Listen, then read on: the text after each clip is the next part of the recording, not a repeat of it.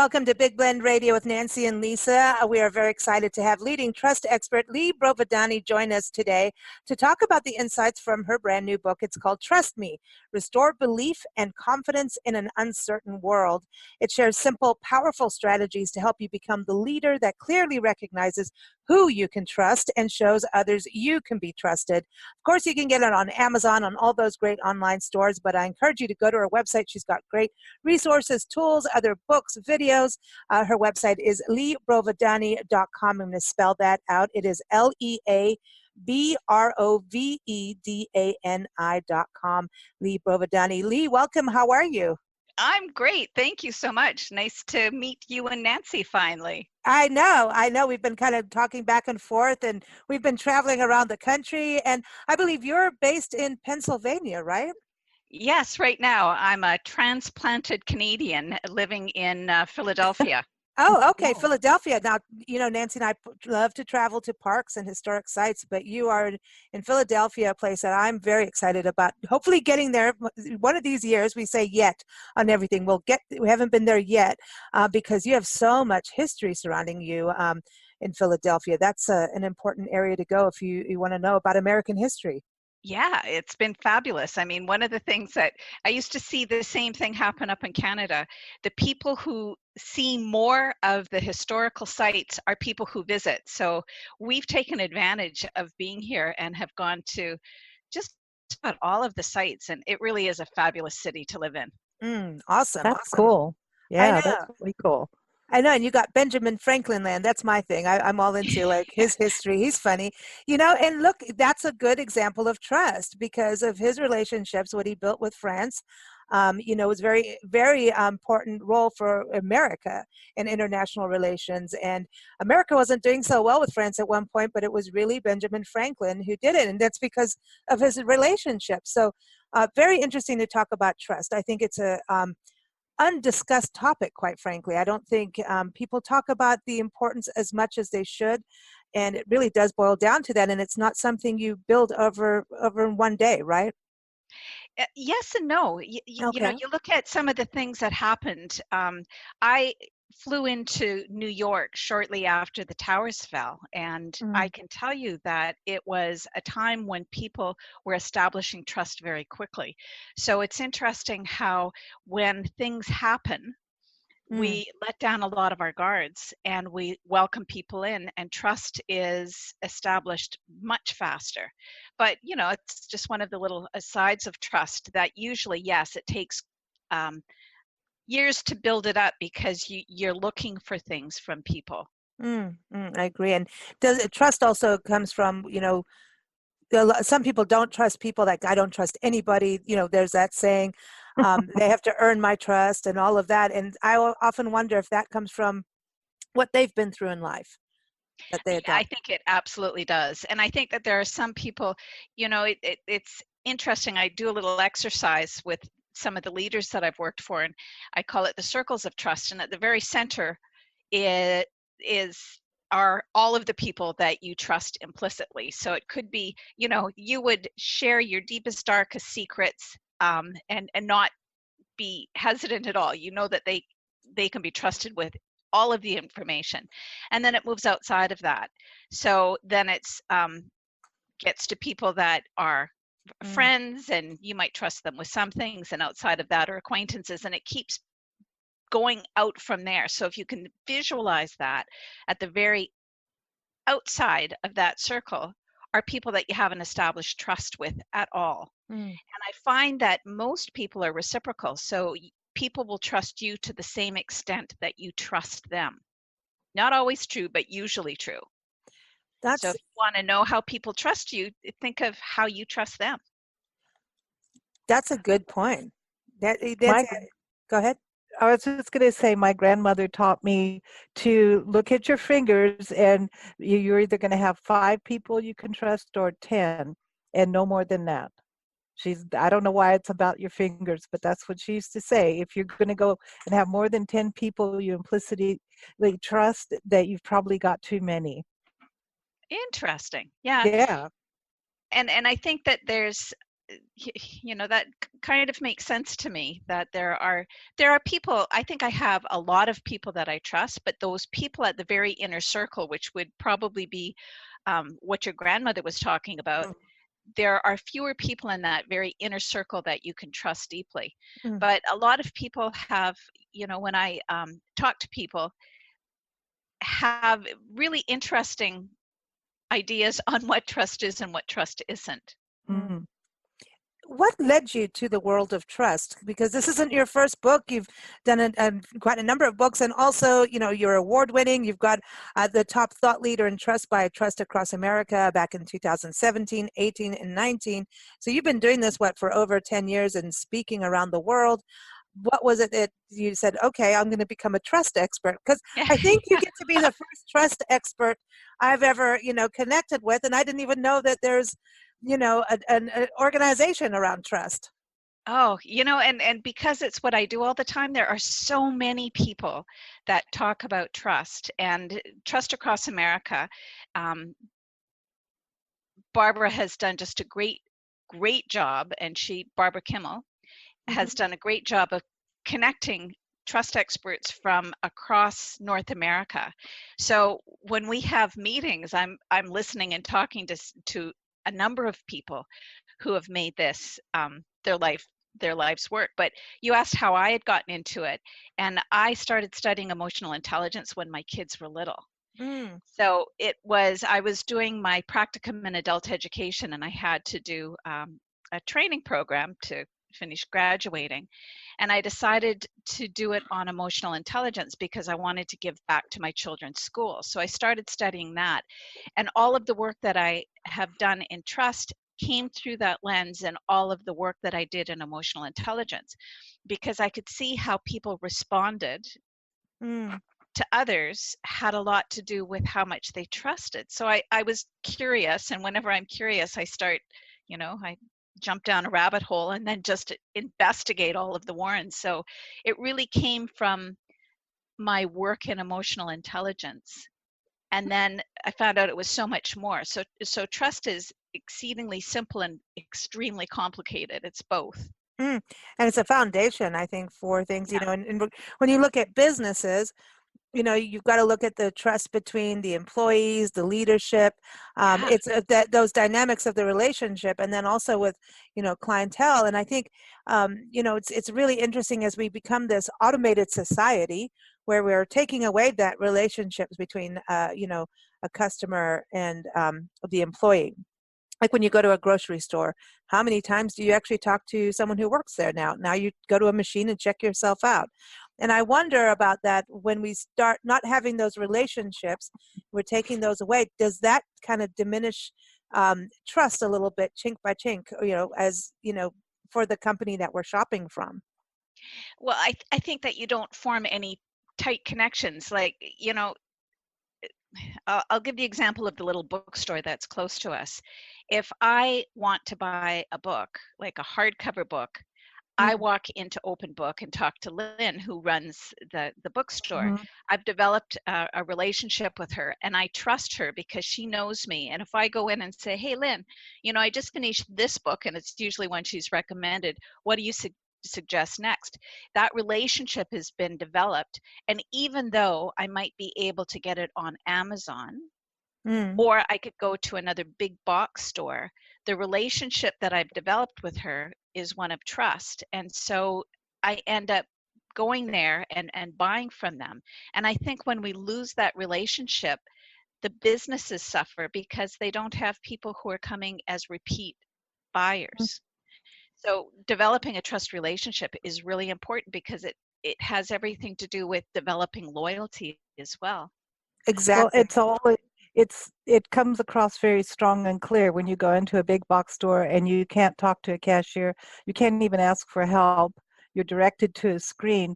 You, you've already told me all you care about is money, Yeah, as opposed to walking downtown to a little historic downtown, walking in and out of specialty shops where the people actually know their products and actually care about them.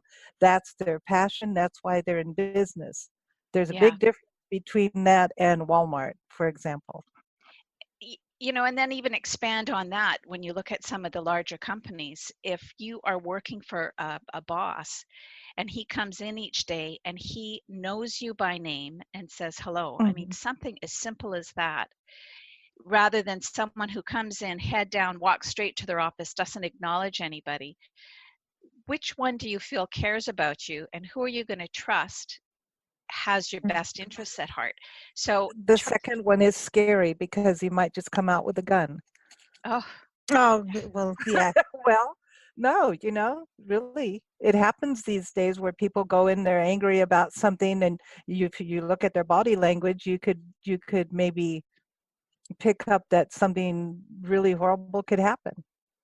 yeah. And then if you get into a connection, I've had the privilege of talking to high trust leaders and Mm. asking, just finding out what they do. And I was thinking of one gentleman in particular who runs a $1 billion company that I had never heard about before I interviewed him. And they build all of the portals for if you purchase anything through a government um, website, they would Mhm. have built the financial portal. So it's called NIC, and the leader's name is Harry Harrington. Hmm. And what I have come to know about Harry is that not only does he get to know the people who work for him, but he gets to know the community that he lives in. So he's doing things like dressing in Mm. Batman costumes and doing Cool. things for um, sick kids and going to different Mhm. town meetings. He'll drive his Harley to the town meetings and say, okay, ask me any questions and I'll answer them. Like, he develops these personal relationships. So he will deliver the hard news and the good news. Mm. So he doesn't hide from, if someone asks him a question and it might not be something that anyone wants to hear, he'll give them the information so they know that they can trust him, because he's not trying to, as a maritime saying would, he's not trying to blow warm air up their kilt just to make them feel good. So Oh, hello. That's a good one. It's Oh interesting boy. when you talk about interviewing people, and what I like about your book is that you really tell by stories, and I think that's something right there. I thought, well, she knows trust, because when you start reading stories, it's an immediate connection versus do this, do that, do this, do that. And I think you need to do this, do that. You need those things, but through stories, you as a reader, you automatically open up and start taking in the information. yeah, Because yeah. I start out with a story of my dad, who was quite a character, and he was, he, you know, and I credit him with being the first person that taught me a lot about trust. But when I open the story, I'm sure people are wondering, really, this is a guy you trust? Because my dad was always someone who was going to make $1 million tomorrow, but today he couldn't pay the gas bill. So he had big dreams and he was inventing things all the time. And I remember walking into the front room when I was about 16 and having friends there, and boys that I really wanted to date that just liked me as a friend, but they were sitting enthralled with my dad as he was telling them about a mountain that he was going to get a horse and go into the mountains. He had discovered the whereabouts of the Lost Lemon gold mine, which was, Oh, there was this huge that's funny. story, and they're sitting there enthralled. And then there was a lot of history behind finding this gold mine, that it was if you tried to do it, it was jinxed and there was a curse on it, and if you tried to find it, everyone who tried to find the gold mine was mysteriously killed. And I always said, my father was fortunate because he couldn't afford to leave the family and he didn't have a horse, so it was never a problem. But he was also the guy that told me that when you did a contract with someone, yes, you could get it all in writing and sign the signature, but before you ever did that, you had a conversation, you looked them in the eye and you shook their hand, because Mhm. you could tell the worth of a person by how they responded to you, and a contract would not save you if the person was that's right. dishonest. That's right. It's really true. I really agree with him and you on that, because it's, to me, it's interesting with what we do, in the magazine publishing world. Of course, we have advertising and, things like that, and sponsors.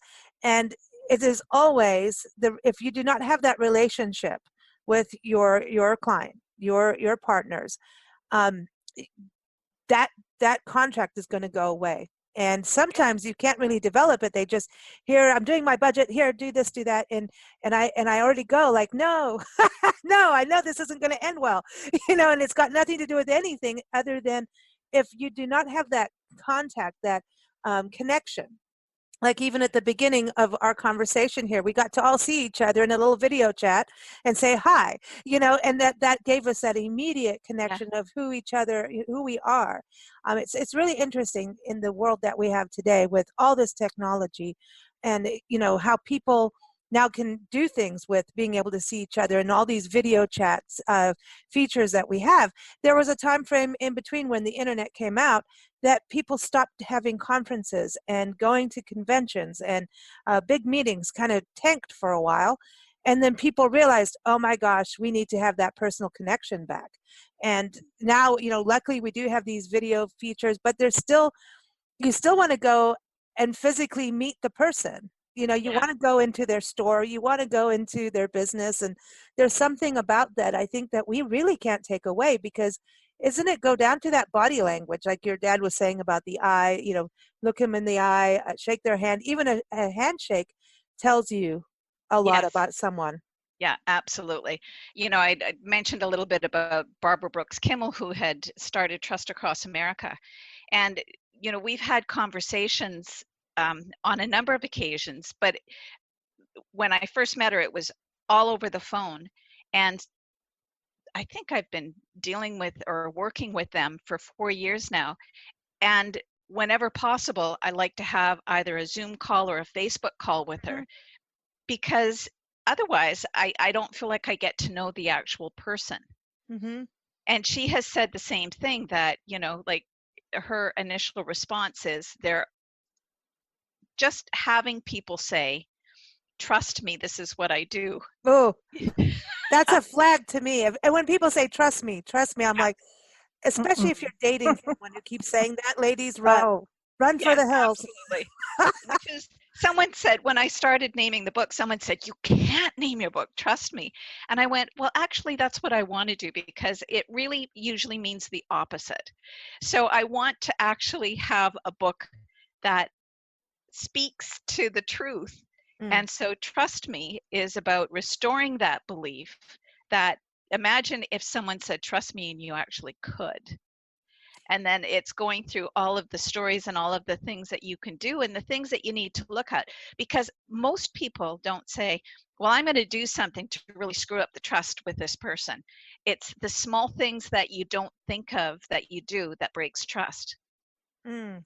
It's never big things. It's little things. I was talking to a woman, and she said she had a friend, and all of a sudden it got really rocky.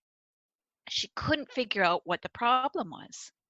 And she finally went to her and said, listen, I have gone through everything in my memory, and obviously I've done something to annoy you, but I can't for the life of me think of what it was. And the woman said, well, you and I were talking the other day, and you made a comment. You said, well, just between you and me, and told me something. And then later on in the day, you were talking to somebody else, and you went, just between you and me, and you told them the same thing. Well, I thought it was just between you and me. Wow. Wow. And that's just a figure of speech, but that's a really good observation. Yeah. So, like a lot of times we do things we're not aware that we're breaking trust. And she said exactly the same thing. I thought it was just a figure of speech. It was like, oh, just between you and me. It didn't mean I'm only telling you. So trust can sometimes be broken with small little things, like you don't see a friend and they're waving at you. They believe that you saw them and you keep on walking. Now they feel ignored, and they feel like, like there's all kinds of things. So really, and I don't want people to be freaked out about that, because all it means is that you need to communicate more. Ah. So I talk about the 5 tenets of trust in my book, and so really simply, they're caring. People will believe that you can be trusted if they believe that you truly care about them. The next one is commitment. They'll believe that if you've made a commitment. And commitment means doing what you said you do long after the time you said you do it, because it's really easy to make a commitment and then you get bored and don't do it anymore. That's not Right. commitment.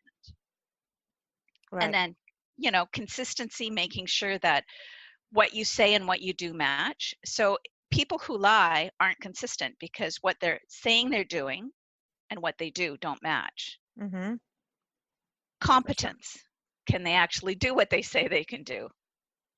Do they have the skills to be able to do it? And then, like I said, communication bridges all of that. So you have to be able to communicate that.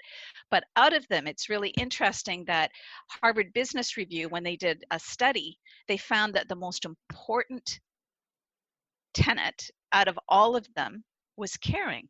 So I've had people say, well, how can so-and-so be trusted because they tell so many lies? It's because people will believe that he cares or she cares deeply about them. Mm. Mm. I see. Yeah. And if they're doing the consistency but do you think there are liars that, well, that's why people like salespeople get a bad rap. They're like, oh, like the used car salesman thing. Yeah, And I know some used car salespeople that are just fine, that they're really, really nice people. Um, and I actually did sell cars for a month just to see what it was all about because of that. yeah.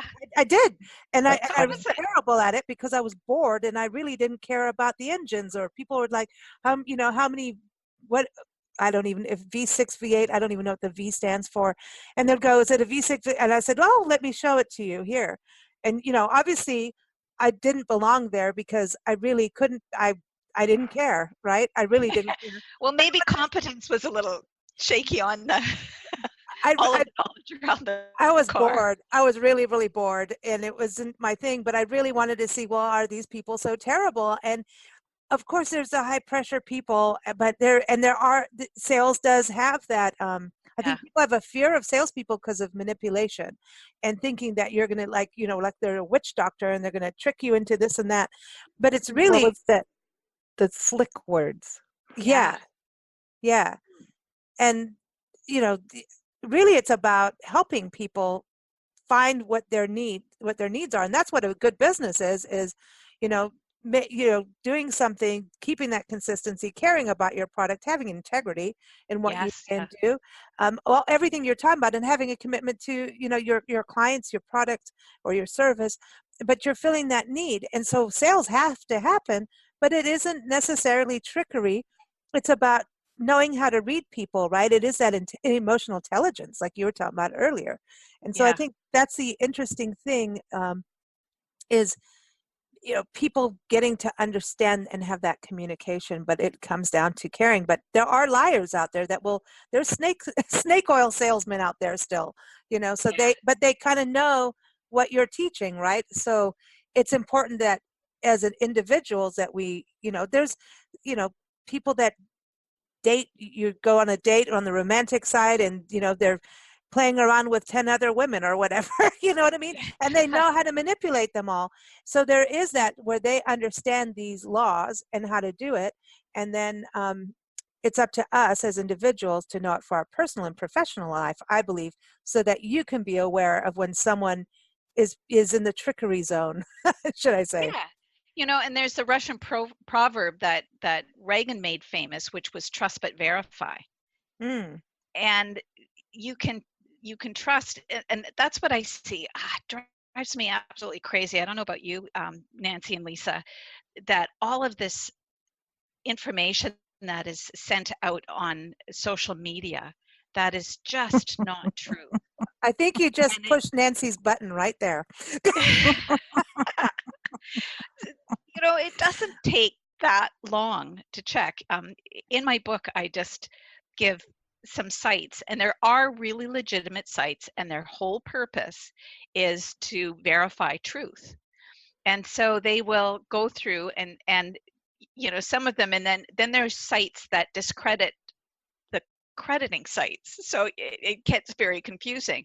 But you kind of know that something like Snopes, which is Mhm. a great source to verify the truth, they tick off people equally on the right and the left, which really indicates that they're neutral. Yeah. That's funny.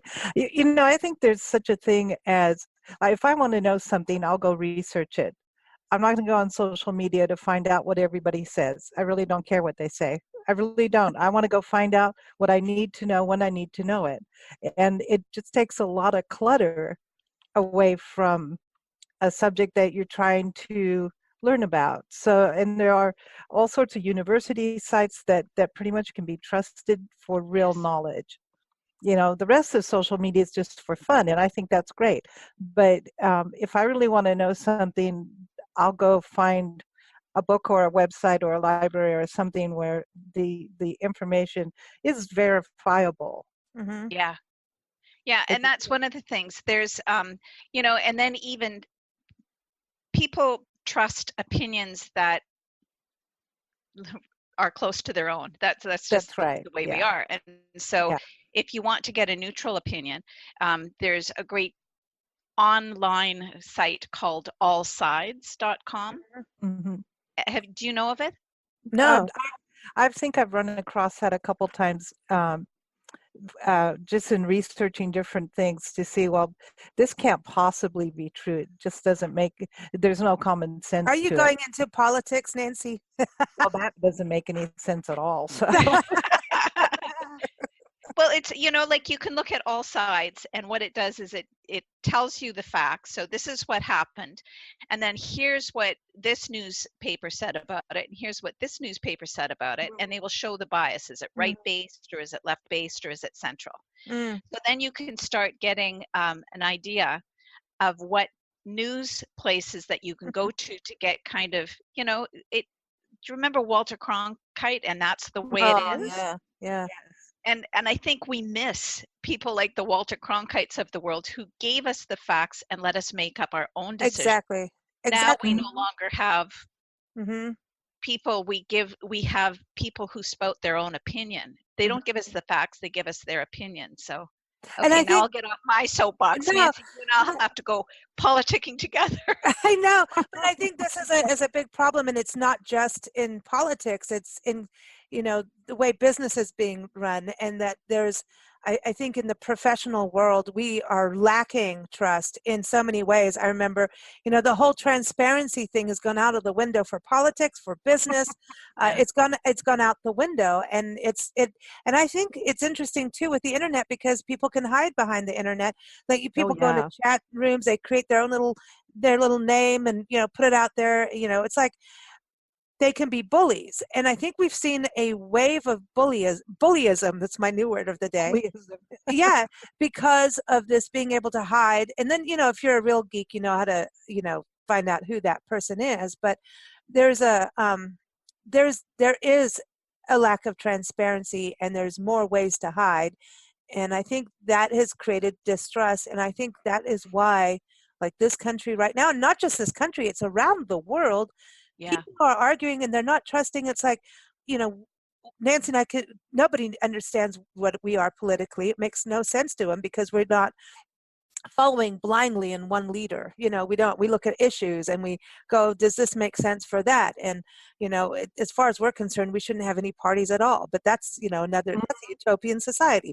But there's this thing where you should be able to disagree with something and still be able to have this communication and still, like, trust your friend to babysit your kid. But just because they're on a different political platform doesn't mean they're evil. You know what I mean? Yeah. I think we've gone into this way of just putting people, labeling and putting them like how you would file things on your computer or in a file cabinet, and we're not actually connecting or looking. And I don't know, now I'm on my soapbox. When we moved here, we, of course, we didn't know very many people. And so the very first Christmas that we were spending in Philadelphia, I hand wrote invitations and walked up and down the street and knocked on doors and Mm-hmm. said, "Hi, I'm your new neighbor, and Mm-hmm. here's where I live, and we're having a Christmas party. We'd love you to come." And um, we've done that every year, and now people look forward to it. Well, when we first started, and I got to know a few people, I'd have people say, well, you can't invite so and so on the corner because Oh, they're here we go. this Yep. political party. And we went, um, everyone's being invited, everyone. And so at the party, there was a mixture of people. There was Yeah, never a problem. People came and got to know each other, and all of a sudden realized that, that person was actually a lovely person, even though they might have voted differently. And I think we've gotten away from that because, social media is anything but. It makes us less social. So every year, we still do the same thing, and I've had people say, well, I'm not coming because this person's going to be invited, and that's okay. That's their choice. right. What we found is that they usually do show up. They might not go to that section of the room, but it's actually a wonderful way to get people to continue talking. And I kind of wish we would still have those street parties. Hmm. So, like we're known as the crazy friendly Canadians, and I don't think that's such a bad Mm-mm. name to be, associated with. So Cool. I think it's cool. I think that's the thing. Like even what we do in magazines and radio shows, and we deal a lot in the tourism world. And when we go to a town, you hear no matter what, especially because we do a lot of coverage in smaller communities, you get the lowdown, the town gossip pretty fast. There's always someone who's going to give it to you. And we will still walk into that shop. We will still go in here and cover it, and we'll put people all in the same article whether or not they like each other, because that's, you want to go to a town and enjoy it. You don't really want to know about people's gossip, and I don't want to know about it. Don't tell me yeah, about it. I want to yeah, find out for myself. So, Exactly. it goes down to you the very beginning of our conversation, and you're saying how people can have that immediate trust. We lived in a small community years ago, and people were fighting. And we've talked about this on shows where the businesses were stealing each other's signs. That People was funny. go to like a chamber or merchants meeting or whatever. There were fist fights. There were, I mean, not. I don't know if the brandy they were passing around the table had anything to do with it, but there. But anyway, this is a small town. But That was this fun. listen, this happens in neighborhoods in big cities. So it's not just, I'm not bashing small towns whatsoever, but it's like this kind of thing was going on in the town. And I will tell you this, that visitors and travelers will pick it up just by the air of how you are handling things. Oh, for sure. Because if oh you're, yeah, absolutely. you will feel it. Well, we went through a series of wildfires, and one wildfire, the town basically was tired, really done. And the one wildfire was so bad, and it was immediate. The town worked together like you wouldn't believe, to the point of actually going against the cops when the cops started telling us what to do. And it's like, no, that's our house. You don't know what you're talking about. You don't want to drive down this road. Um, Taking care of your dogs. One policeman actually went after one lady who had her dog in the car, and for animal cruelty for putting the dog in the car. The windows were down, and she was evacuating with her dogs, and so the town stood up against the police. It was really interesting. People that don't like each other suddenly united, and it was a good experience, because after the fires, and there's a lot of sad stories that came from that. The good story was they got along better until they started up again a few years down the road and Yeah. forgot all that. But Yeah, that's, go ahead, Nancy. I was just going to say the police that came in to help, in quotation marks, came from a totally different area, didn't Yeah, know the mountain roads, yeah, and the residents knew what roads to take, what would be dangerous, what wouldn't be. And the police were police and very officious, and like, no, we're going to tell you to turn left here, and we're like, no, we're going around you yeah. because that's the worst way to go. And it was interesting to just totally ignore the police and say, no, we're doing this. And eventually, I think they kind of gave up because mountain people are mountain people. And if you don't know the mountains, don't come and try to tell people how to drive them. It was Well, different. yeah, It was It interesting was because the different. firefighters came out and asked everybody for help. It was a Yeah, day different, and I'm not knocking policemen either, because there's a lot of good ones out there. no, but they were This is a totally real from a thing that different happened. area. This is exactly what happened, and we were like, this is crazy. Yeah, So the town united, and Nancy always says this about politics. She always says, when the aliens yeah, come down, everyone will get along. yeah. exactly. there's Because it won't care if you're Russian or you're Chinese. If the aliens come down and they're not nice, we're all going to have a big problem and we better get along.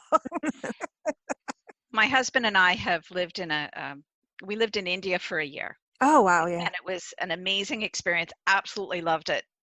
Just made so many good friends there. And then we also did a lot of traveling in the Middle East, and we heard a saying which goes along with what you're saying, and it was me against my brother and I against the world.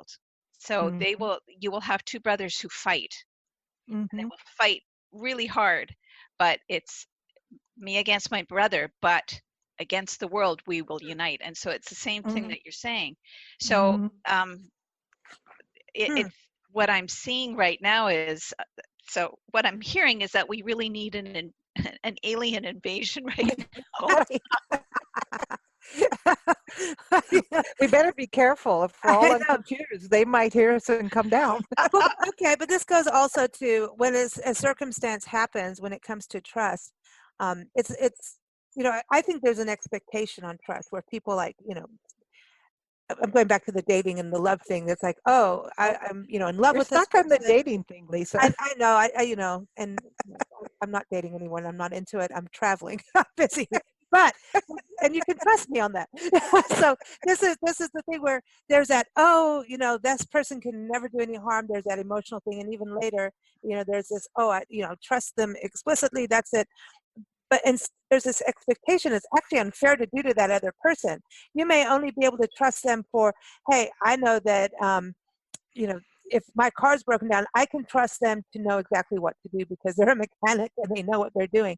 So when Yeah, something happens, there's also there's trust in, going on a hike with people. Nancy and I know that. She knows she can trust me to, if someone's going to go on a bridge and fall down, that it will be me.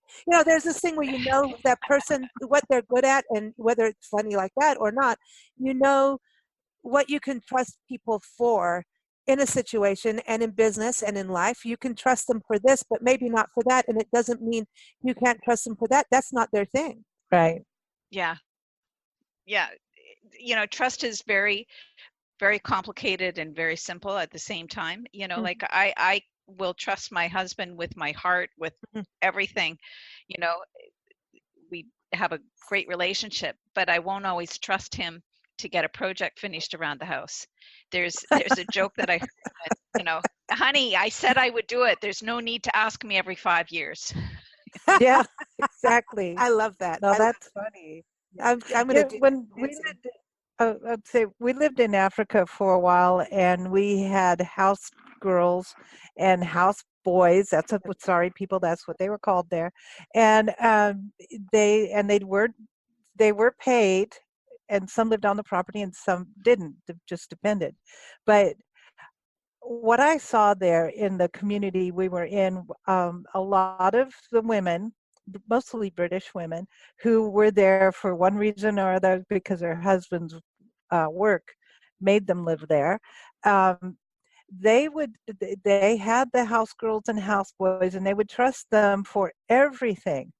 And it used to really bug me that they trusted them with like newborn babies, and then we're always shocked when something horrible happened.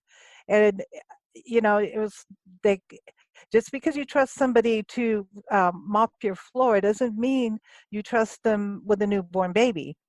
And especially when you're worlds apart in your cultures and traditions, they would there were no background checks, and they just hired people. And I don't know, it was astounding to me, the how easily they would trust one person that they don't know in a culture they don't understand to do everything the way they wanted it done, Mm, without even showing them how. I mean, I don't talk about blind trust.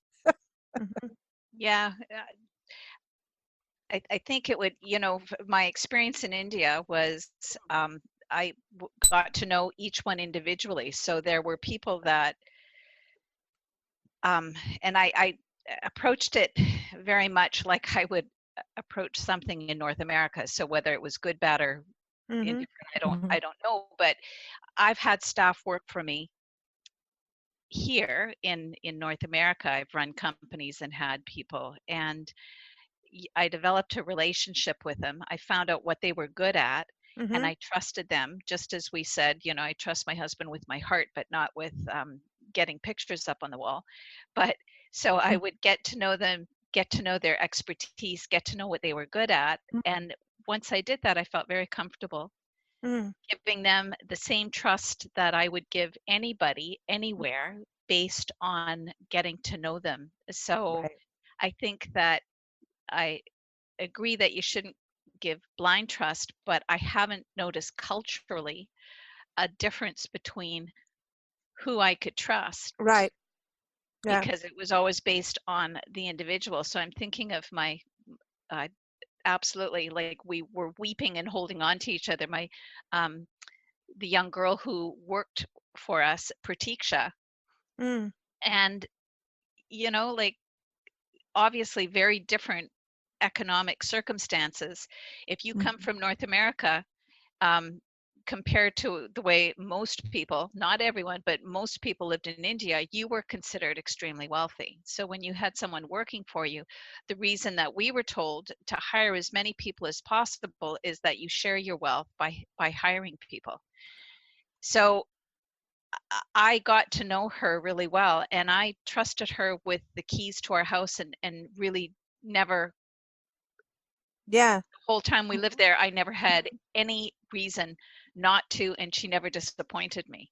But Ex- that was Pratiksha. I might not have trusted somebody else. That was her as Right. an individual. And so I Mhm. I try to not see people. I want to see people as the individual, and I know it's exactly. difficult. No, I think it You is. you You're absolutely right. have to. I Mm-hmm. mean, you really, it's not fair to just all this people over there, they're all like this, and these over there are all like that. That's, um, I don't know.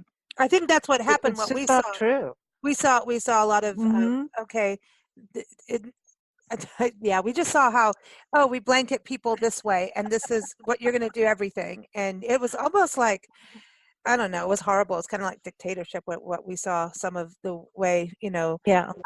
workers were treated, and it wasn't very nice, and it was putting on too much on their shoulders, especially not Hmm. communicate that lack of communication. And I think that I love your tenets of trust. I think it's something that we should all breathe in every single day. And really, Lee, thank you so much for joining us. We could talk about this with you for hours.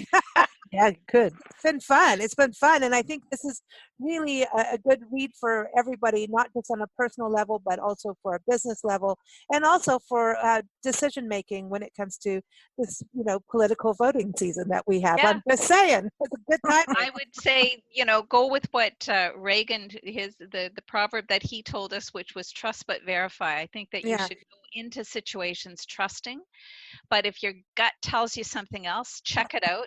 Just become really curious.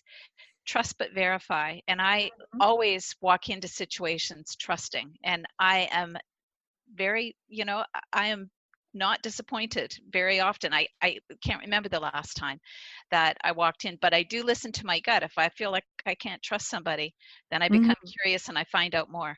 Exactly. Exactly. Well put. Everyone, Hmm. again, the book is by Lea Brovedani, and it's called Trust Me, Restore Belief and Confidence in an Uncertain World. Again, you can get it on Amazon, all those great online stores. She's got other books too. So go to her website, leabrovedani.com. I'm going to spell that again. It's LeaBrovedani.com, Lea Brovedani. And thank you so much for joining us, Lee. It's been a true pleasure chatting with you. Yes, and both of you too. Nice meeting you, Nancy and Lisa. And next time, you got to come on our travel show. Okay, Oh, that'd be good cool. for that.